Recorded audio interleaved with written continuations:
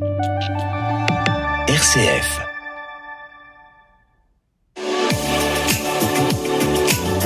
Grand Est Éco, le magazine économique des locales RCF du Grand Est. Cédric Rouillon. Bonjour à toutes et à tous, chers auditeurs de RCF en région. Nouvelle édition pour Grand Est Éco, l'émission qui donne la parole aux initiatives de nos territoires et qui fait la part belle à la dimension humaine dans l'entreprise. Nous parlerons aujourd'hui du parcours de chacun avec finalement cette perspective commune de la RSE, la responsabilité sociétale des entreprises, que nous allons à nouveau évoquer cette semaine. Et ce sera avec Julien Accard, dirigeant de Jacef, cabinet qui accompagne les particuliers et les professionnels pour développer leurs compétences. Julien Accard, bonjour. Bonjour. Alors, fondé en 2013, le cabinet Jacef, c'est aujourd'hui 3 salariés et 8 freelance. Comment on peut présenter votre métier ? Eh bien, notre métier, il est peut-être l'un des meilleurs métiers du monde. Il s'agit d'accompagner les adultes à développer, à continuer à développer leurs compétences tout au long de leur carrière professionnelle. On peut rappeler aussi la situation géographique, le territoire d'action ? Bien sûr, on est basé à Mézières-les-Messes et on travaille dans toute la France grâce à la Mèche du distanciel et ce depuis un moment déjà, bien avant le Covid. Bien avant le Covid. Qui sont vos clients ? Alors aujourd'hui, on s'adresse à 2 types de publics. Les entreprises, bien sûr, qui veulent développer les compétences de leurs collaborateurs au travers la formation, le coaching professionnel et puis la VAE. Et puis les particuliers, alors essentiellement sur les aspects, bien sûr, de validation des acquis de l'expérience, pour ceux qui ne seraient pas familiers avec le terme de VAE. Et puis certaines formations certifiantes. Alors justement, la VAE, on va lui donner un peu de place dans cette émission parce qu'on parlait d'humain. Là, on est au cœur de l'humain. C'est... Si on se ramène à quelque chose de plus marketing, c'est un peu votre produit phare, la VAE ? Oui, on accompagne à la VAE depuis maintenant 2015. Moi, j'ai découvert ça vraiment par hasard parce que j'étais pas la cible. J'ai fait des études classiques. Alors que le principe de la VAE, c'est vraiment de valider les compétences acquises grâce à l'expérience et au vécu finalement professionnel des gens. Et c'est un processus, un dispositif gouvernemental qui permet donc d'accéder à un diplôme, de transformer son expérience en un diplôme. C'est la 3e voie d'accès au diplôme en France après la formation classique, l'apprentissage et donc la VAE, la 3e voie. Et ça peut concerner l'ensemble des diplômes qu'on imagine dans le paysage ? Oui, ça concerne l'écrasante majorité des diplômes, à l'exception de quelques diplômes spécifiques comme la médecine, où il faut bien sûr avoir les diplômes avant d'avoir l'expérience, mais tous les autres champs de l'expérience, dès l'instant où on a acquis une expérience professionnelle en lien avec un diplôme, eh bien on peut proposer sa candidature en VAE. Il faut un minimum d'1 an d'expérience. Allez, un ou 2 exemples, Julien Accard, sur peut-être des personnes que vous auriez accompagnées, on va pas les citer, mais sur des parcours. Alors, la VAE, c'est une démarche introspective, au-delà d'aller chercher le diplôme, donc c'est un cheminement, notamment écrit, il y a un vrai travail introspectif. C'est un cheminement qui permet aux gens de gagner confiance en eux. Et les exemples qui me viennent spontanément, c'est des gens qui ont repris confiance en eux après, par exemple, un échec scolaire, après du harcèlement même à l'école, parce qu'il y a plein de gens qui arrêtent leurs études parce qu'ils s'y sentent mal. Et puis et également des gens avec des parcours plus atypiques qui sont sortis de la rue, par exemple des SDF qui sont sortis de la rue et qui ont ensuite repris le chemin de l'employabilité grâce à la VAE. Comment ils arrivent jusqu'à vous, ces personnes-là ? Parce qu'il faut aller les chercher. Bien sûr. Alors, on est énormément de cabinets d'accompagnement VAE en France. Je pense qu'on est un peu plus de 4000 accompagnateurs. Nous, on a, depuis quelques années maintenant, créé une chaîne YouTube et un podcast sur lequel on donne finalement des conseils à la VAE. L'objectif étant de permettre aux gens qui ne veulent pas ou ne peuvent pas, ne serait-ce que financièrement, accéder à un accompagnement, de pouvoir s'engager dans la démarche seule. Et les gens viennent, c'est vrai, souvent par ce biais-là. Vous évoquez le volet financier, Julien. Concrètement, c'est généralement financé. La formation en France est souvent financée par des fonds spécifiques quand on est en emploi. Comment ça se passe quand on est un peu plus éloigné ? Alors, pour les gens qui sont en emploi, les salariés, ils ont bien sûr le CPF. Je pense que maintenant, les gens connaissent le compte personnel de formation. On cumule chaque année des droits à la formation et on peut utiliser ces droits pour se former. Nous, on est éligible comme d'autres accompagnateurs à ces fonds publics. Et puis, pour les personnes un petit peu plus éloignées de l'emploi, eh bien, il y a des dispositifs spécifiques qui s'appliquent. J'apporte une précision importante. Depuis quelques mois maintenant, on est en réforme de la VAE en France. Et puis, il y a vraiment des financements spécifiques, notamment pour les demandeurs d'emploi ou les aidants familiaux qui voudraient engager une démarche. L'accompagnement est offert au moment où on se parle, en tout cas. Alors justement, l'accès à la VAE, souvent le dispositif a été perçu comme très lourd administrativement ou carrément inconnu, hein, vous l'avez évoqué au début de la discussion. Où en sommes-nous aujourd'hui si on prend un pas de recul et puis justement en quoi consiste cette réforme? Alors c'est un parcours, la VAE a été créé en 2002. Donc ça fait un moment, et pour autant, c'est effectivement peu connu encore. Et quand c'est connu, c'est très connoté sur une expérience administrative lourde, avec un système de fournir des preuves pour justifier de son expérience. La réforme a pour but d'alléger les démarches des candidats VAE, par le biais notamment d'une simplification administrative, de l'accès à une plateforme. Les choses sont en cours, puisque la réforme est prévue par palier. Elle concerne pour l'instant 200 certifications, essentiellement du domaine sanitaire et social, mais pas que.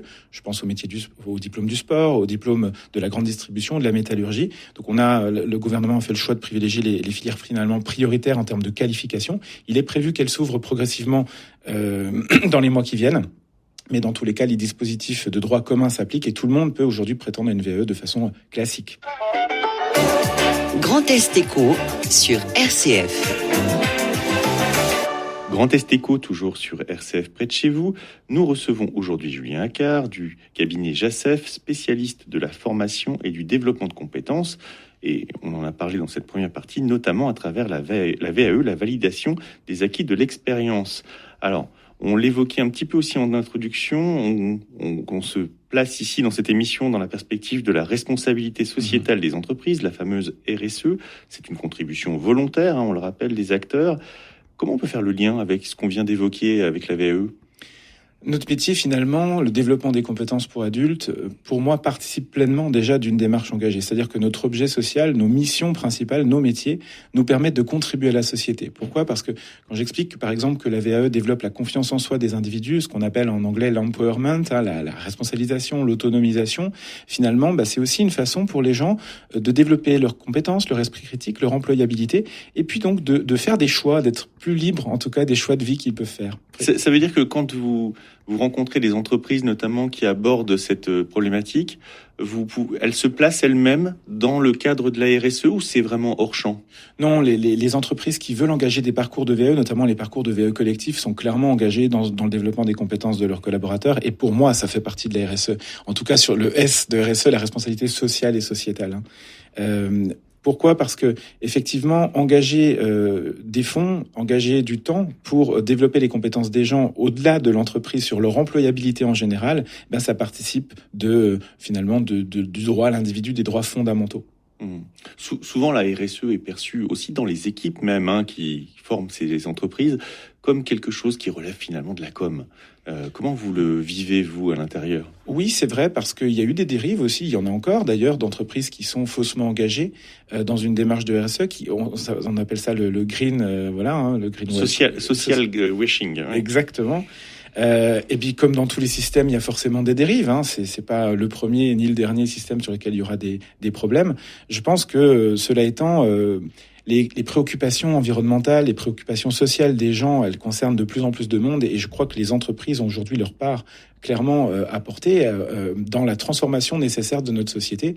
C'est ce qu'on s'efforce de faire au niveau local, notamment quand on intègre par exemple l'Union des entreprises de Moselle ou le Club Rive de Moselle, parce qu'on s'engage pour le territoire sur de l'ancrage local, de l'économie locale notamment. C'est pas que du réseautage, c'est collectif d'entreprises. Alors, je ne veux pas dire qu'il n'y a pas de réseautage, parce que forcément, il y en a, mais créer du lien, au-delà de l'aspect économique, c'est aussi créer du lien humain. Les rencontres, moi, en tant qu'entrepreneur, ça fait 11 ans cette année que je suis dans l'entrepreneuriat. Le métier d'entrepreneur est un métier compliqué, dont on ne parle pas aussi assez aujourd'hui en France, parce qu'il y a des hauts, il y a des bas, il y a des risques, on prend des risques. Et le fait de rencontrer des personnes qui se trouvent dans une même logique, finalement, c'est aussi une façon de s'entraider et de créer finalement de la valeur. Alors justement, sur ce métier d'entrepreneur, vous projetez, vous, comme chef d'entreprise, dans ce qu'on entend, dans une formule qu'on entend souvent, celle de faire de JACEF une entreprise à mission. Absolument. Alors ça fait même l'objet de certaines publicités, on entend ça. Ouais, qu'est-ce que ça veut dire ? L'entreprise à mission, c'est un statut en France d'une entreprise qui prend des engagements sociaux, sociétaux ou environnementaux, ou les trois, et qui se fait auditer régulièrement sur ces engagements-là. Donc en fonction de la taille de l'entreprise, il y a différents critères à répondre. Le principal critère est d'engager une démarche de RSE, de la formaliser en entreprise et d'inscrire cet objet social dans nos statuts d'entreprise. Et c'est une démarche sur laquelle on se dirige. Je l'espère cette année, on est en train de transformer notre structure juridique pour y parvenir. C'est un engagement fort. Comment ça se concrétise concrètement chez vous du côté de Jacef à Mézières, c'est ça? Oui, tout à fait. Alors pour nous, l'engagement, c'est de démocratiser le développement des compétences, de le rendre le plus accessible possible aux gens. C'est ce qu'on a fait, par exemple, on parlait tout à l'heure de la chaîne YouTube ou du podcast, en proposant des conseils gratuits. C'est ce qu'on envisage de continuer à faire en proposant par exemple des bourses pour les personnes qui sont éloignées de l'emploi et des fonds de la formation publique, comme on l'évoquait tout à l'heure. Et puis, on veut inscrire ça dans nos statuts pour le pérenniser et aussi nous engager à tenir nos engagements. Comment vous articulez justement quelque chose qui pourrait vous évoquer des bourses, ça pourrait relever d'une association, du caritatif quelque part. Comment vous articulez ça avec une activité commerciale? L'activité commerciale, elle se situe sur le fait que nous, on a toujours considéré que nos formules payantes devaient contribuer aussi au développement de produits plus accessibles pour les autres. Donc en fait, nos clients, quand ils investissent chez nous, eh bien dans les tarifs qu'on propose, il y a cette part finalement sociale qui est engagée. On réfléchit aujourd'hui à créer un fonds de mécénat pour permettre aux entreprises, par exemple, qui souhaiteraient s'engager plus spécifiquement, de pouvoir le faire. Ça résonne aussi dans les entreprises qui vous suivent ou que vous suivez, cet engagement-là, où finalement ils voient juste le prix supérieur que ça peut représenter? Non, parce qu'on est sur des tarifs qui sont dans les prix du marché, tout à fait accessibles. Et puis je rappelle qu'ils sont éligibles au fonds de la formation professionnelle pour beaucoup. Pour autant, je crois que les entreprises comme les particuliers aujourd'hui sont sensibles à ces problématiques-là. Je pense qu'ils nous soutiennent dans la démarche et qu'ils nous invitent et nous encouragent finalement à même la continuer et la développer. Pour terminer, côté presque militant, je sais que c'est une casquette qui vous tient à cœur, c'est la question des discriminations aussi dans l'entreprise. Comment vous avez impulsé aussi des initiatives autour de Jacef et puis comment vous investissez vous? Alors, la lutte contre les discriminations, c'est un sujet qui est majeur. Nous, on est signataire de la Charte pour la diversité déjà depuis 4 ou 5 ans, je pense. On rappelle quels sont les engagements qui y sont liés? Oui, la Charte de la diversité, c'est 4000 entreprises qui s'engagent à la fois à promouvoir la non-discrimination, bien sûr, chez eux, mais aussi auprès de leurs parties prenantes, que sont les clients, les fournisseurs. Et donc, nous, on a engagé une réflexion il y a déjà plusieurs années, mais c'est le propre de notre métier. Si les organismes de formation sont déjà dans la discrimination, ça pose un souci. On est d'accord. Donc moi je crois, et c'est ce qu'on dit dans nos formations management, que la diversité aujourd'hui c'est intéressant, c'est utile parce que ça nous permet de réfléchir différemment et ça nous permet de réfléchir finalement de la même façon que la société est composée. Une entreprise doit aller vers la diversité pour être simplement en phase avec sa réalité de tous les jours, quotidienne. Julien Accard, on termine comme ça cette émission. On va rappeler quand même les moyens de vous contacter. Alors, votre site, votre implantation locale se trouve du côté de Mézières-les-Messes, mais tous les auditeurs aujourd'hui qui nous écoutent en Grand Est peuvent vous contacter, peuvent être demain vos clients. Bien sûr, donc on travaille à distance. L'objectif de notre entreprise, c'est d'accompagner le plus possible les gens, et on a des accompagnatrices. Je vous parlais tout à l'heure de nos 8 freelances qui travaillent dans toute la France, dans toutes les régions. Donc on vous contacte via le site internet, et puis pour ceux qui veulent vous découvrir, vous avez également une chaîne YouTube qui porte le nom de votre cabinet. Tout à fait. Merci à vous, Julien Accard. Merci beaucoup, bonne journée. Et puis merci à vous qui nous avez suivis. Cette émission et toutes les informations, vous pouvez les retrouver sur le site et les applications de RCF. À très vite pour de nouvelles initiatives en Grand Est.